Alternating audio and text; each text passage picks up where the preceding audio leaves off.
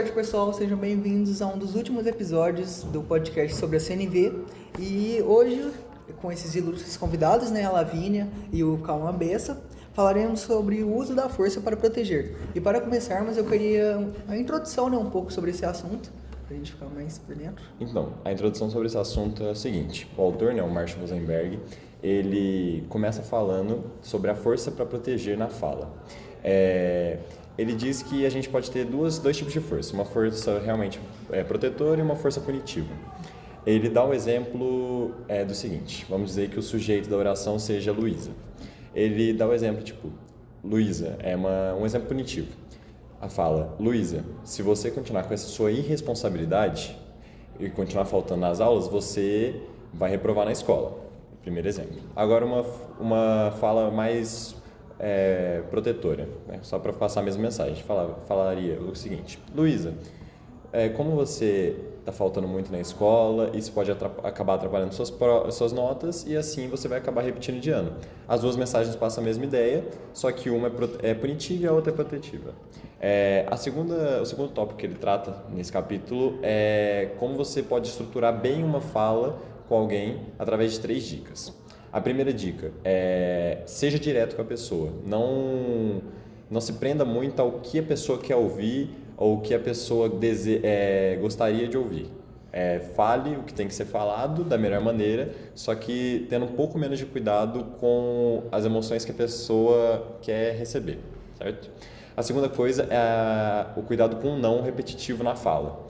Se você ficar toda hora falando não para tudo que a pessoa estiver falando, ou então indo contrário às ideias dela, isso vai ficar uma repetição e vai ficar uma conversa chata e talvez até uma conversa violenta. Então tem que tomar cuidado com isso.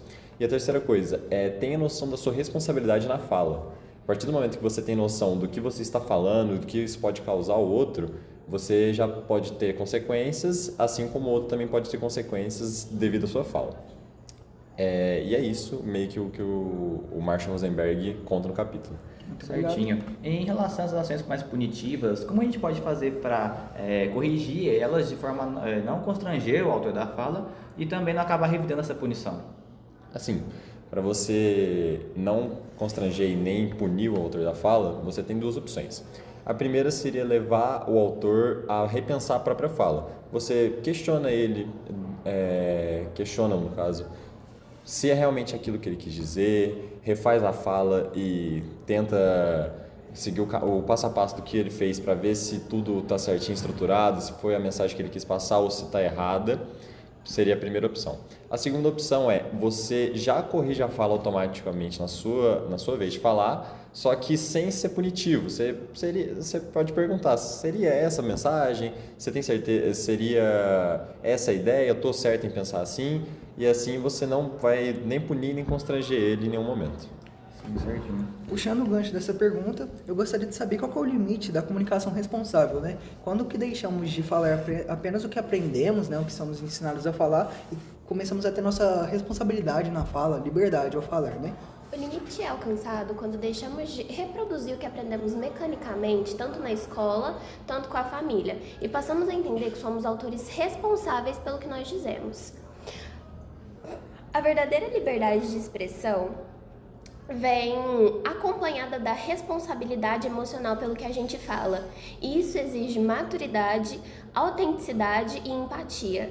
Somente quando nós reconhecemos que o outro não tem obrigação de entender que nós não falamos por mal, e sim que isso é uma ideia somente nossa, que a pessoa não é obrigada a reconhecer, dessa forma a gente evita uma comunicação violenta e cria um ambiente mais saudável para todo mundo.